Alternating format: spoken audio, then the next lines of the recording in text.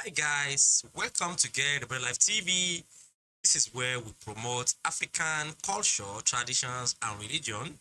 I thank you all for your support, both in cash and in kind.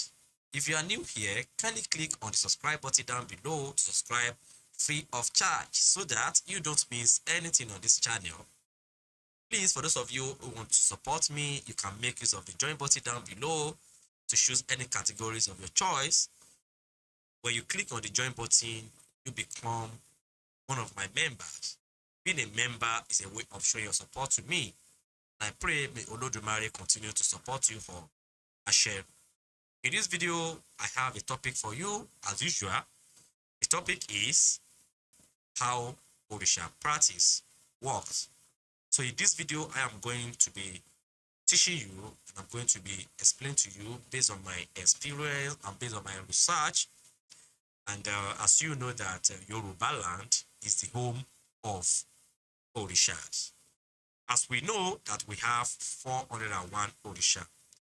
The most popular ones, I'm sure, are the ones that you guys know. As you know, I am going to be making use of presentation. Why I chose to be using presentation is just for us to be able to give you as much point as possible. We don't just want to be talking here without teaching. That is why I have taken it upon myself to travel around to interview our Orisha custodians, our Ifa custodians, so that you guys can sit at the comfort of your home to enjoy what we teach on this platform. So, without wasting much of your time, let's get started as we dive straight into how Orisha practice works. Let's get started. Understanding how Orisha practice works.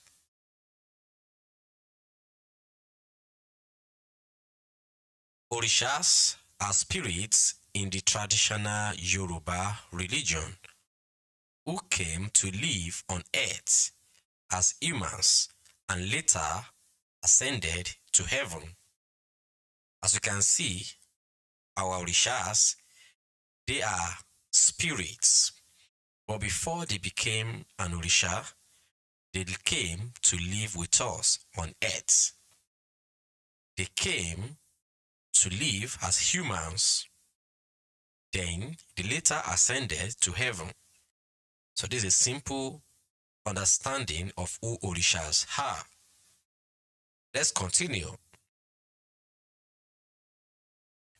The Orishas are believed to be intermediaries between humans and the supreme divine being, which is Olodumare in the Yoruba religious cosmology.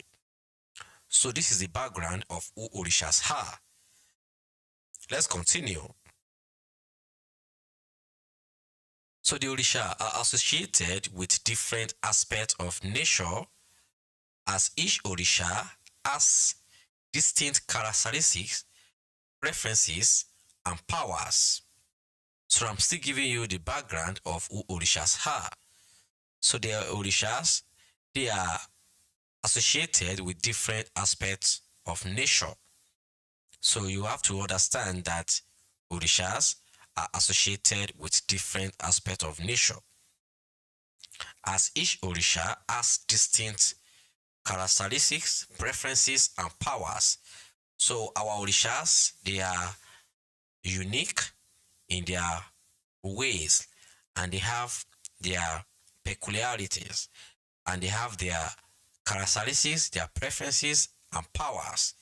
And that is exactly what this slide is talking about. So let's move forward. They are as well often depicted with specific colors, symbols, and ritual objects. So for example, Orisha Oshun is associated with rivers, love, fertility, and kids, and is often symbolized by the color yellow and even white, and represented with brass objects. So for those who are followers of Orisha Oshun, they are used to wearing color yellow, and they as well wear white. So they are known for these colors, and the symbol is Ide. Ide. Ide is the brass object that we are talking about here. So I'm just giving you the background of who Orishas are before we go deep into how Orisha practice works. Let's move forward. Now, Orisha practices vary among different Orisha custodians, but there are some general principles and elements that are common to many of them. So the principles and elements that are common to many of them are what we are going to be discussing. So Orisha practices vary among different Orisha custodians. So, for instance, the practice of Orisha Shango is different from the practice of Orisha Ogun, and so on and so forth. And that is exactly what we are going to be looking at in this video. But there are some general principles, and this general principle is exactly what we are going to be sharing here. Any of the Orisha that you are interested in, definitely what we are going to share right now is going to educate you on how the practice of Orisha works, the general principle and elements. So let's move forward. So here are some key aspects of Orisha practice. So let's check those aspects of Orisha practice. Number one on the list is rituals and ceremonies. So all Orisha practitioners offer rituals and they do perform ceremonies. So let's check the points underneath. Orisha practices often involve the performance of rituals and ceremonies to honor and communicate with the Orishas. So as this point is talking about, the rituals and the ceremonies are used to honor and communicate with the Orishas. So let's move forward. These rituals may include chanting, drumming, dancing, and other forms of communal worship. So the rituals include chanting. When an Orisha custodian is performing his or her rituals, he or she will chant and sometimes can dance, sing, beat drums and other forms of communal worship. So that is exactly what this point is talking about. Next point is offering of food, drinks, and other symbolic items are often presented to the Orishas as a sign of respect and devotion. So it is a common practice that an Orisha custodian will offer food items, drinks, and other symbolic items, that are often presented to the Orishas as a sign of respect and devotion. I think that point is very straightforward and is easy to understand. So let's move forward. Another point is shrine and sacred spaces. So generally, all Orisha custodians have shrines and is as well called sacred space. And this sacred space is part of the practice that is involved in the practice of Orisha in Yorubaland. So let's check the points under shrine and sacred spaces.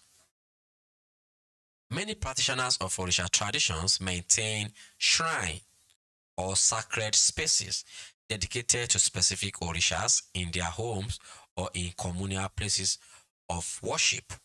So why we call it sacred places is because it's a sacred space. It's a sacred place because it's a place where you can pray through this Orisha, and as well it's a place where the spirit of the Orisha that you practice is. So, and it's a place where we call shrine. So many practitioners of Orisha traditions maintain shrine, which is very important, shrine or sacred spaces dedicated to specific Orisha in their homes or in communal places of worship. So in their homes, when you go to the house of an Orisha custodian, definitely you are going to see his or her shrine. And the communal place of worship is a place that is for the community.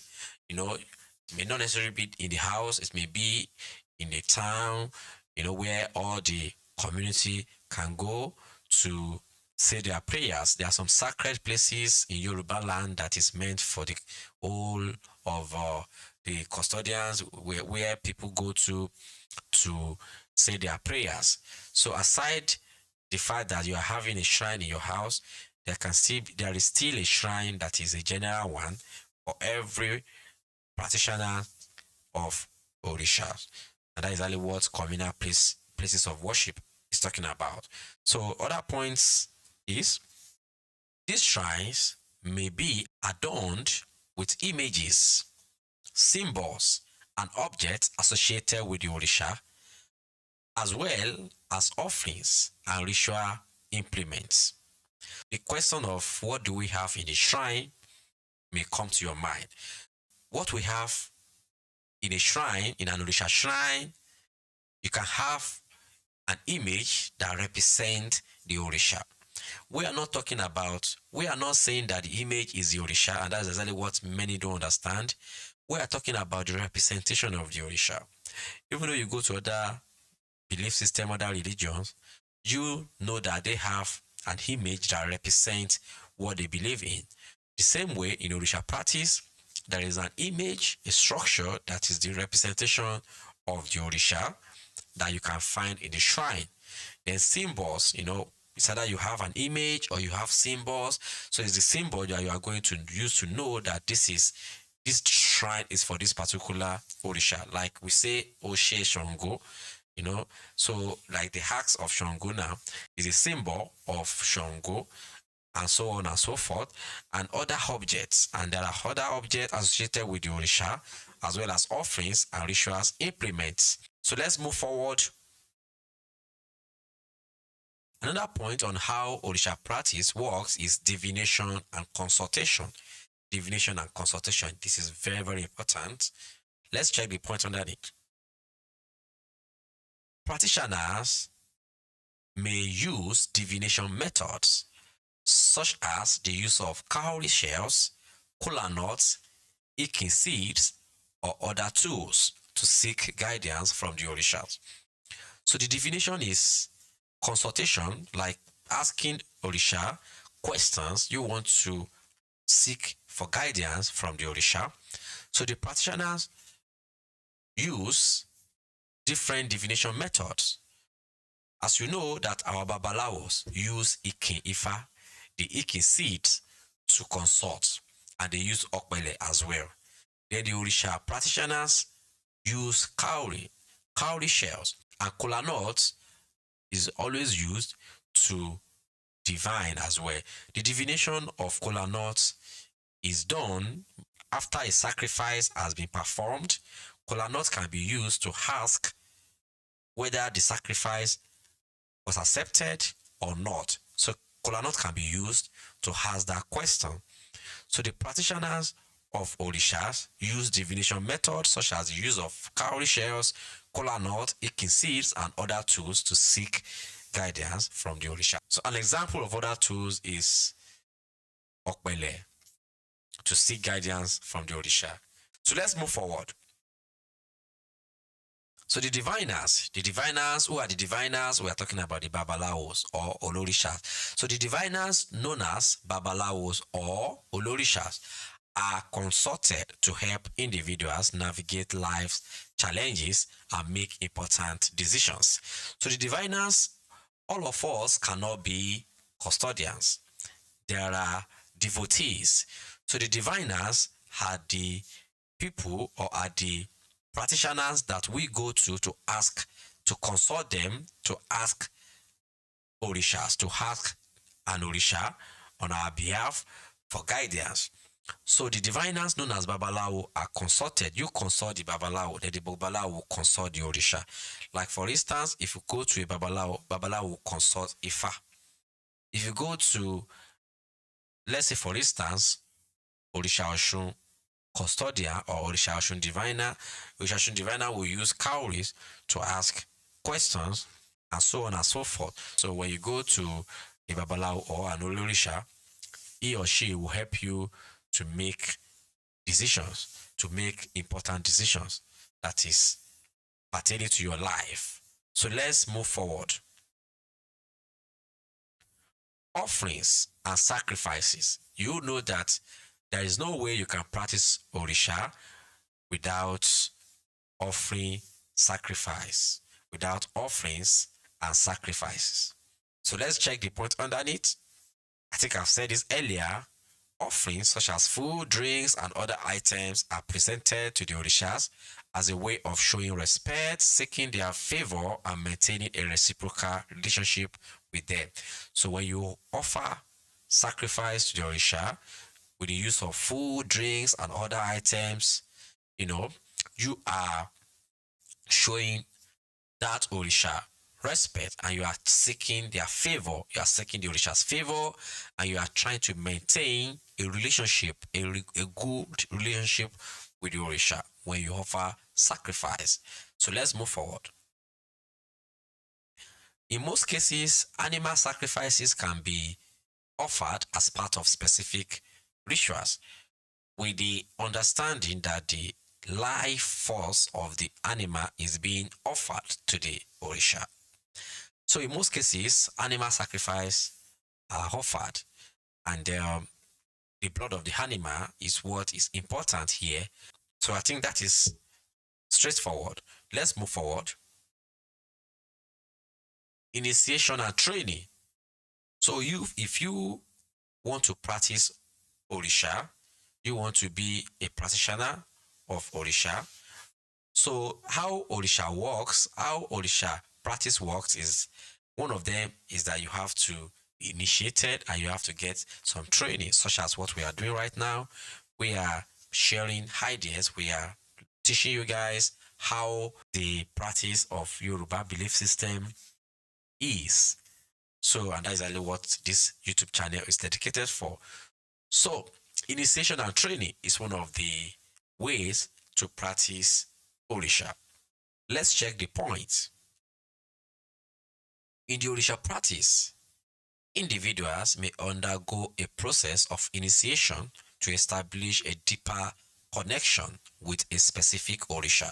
So you know that with the initiation, when you are initiated, then you are establishing a deeper connection with a specific Orisha. So the deeper connection we are talking about here is that those who are not initiated may not have a deeper connection with that Orisha that such a person loves or such a person is following. So when you are initiated, you establish a deeper connection. And when you acquire trainings on the practice of that Orisha, the training will help you to understand how to serve the Orisha better. So and that is why we say initiation and training. When you are initiated, you have to get the training. When you have the training, you can have the training first before you get initiated, which is recommended. It's highly recommended to get the training. You want to know what you want to be initiated into, then you can go for the initiation. Let's get another point underneath. So this process often involves learning the songs.